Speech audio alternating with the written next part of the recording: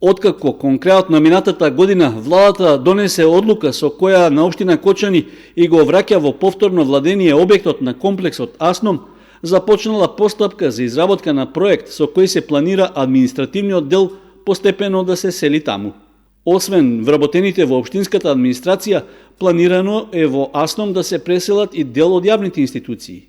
Општината почнала постапка со која објектите во кои беше сместен поранешниот правен факултет на Универзитетот Гоце Делчев од Штип да можат да се искористат за административни потреби.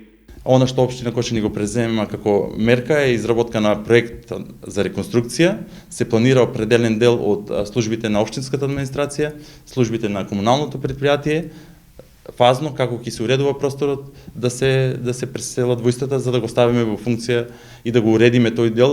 На една од последните седници на Советот на општина Кочани беше донесена одлука дека е потребно да се овозможи дел од просторот во Асном да се уреди и за потребите на советниците. Големата сала што правниот факултет ја користеше како амфитеатар би се пренаменила за одржување на седниците. Слично ќе биде и со канцеларискиот простор што сега стои неискористен. Со преселбата на администрацијата во комуналното предпријатие Водовод пак ќе се создадат можности да се сруши управната зграда, а на нејзино место да никне катна гаража. Она што сега го правиме моментално со доработка на урбанистичкиот план број 6, каде предвидовме катна гаража, која со капацитет ќе ги задоволува моменталните потреби на градот. Тоа е земјиште што е единствено на Република Македонија и каде можеме истото да го планираме. Најмногу средства при пренамената на просторот на објектот Асном се очекува да се потрошат за реновирање на дел од кровната конструкција, која поради дотраеноста почнала да протекува.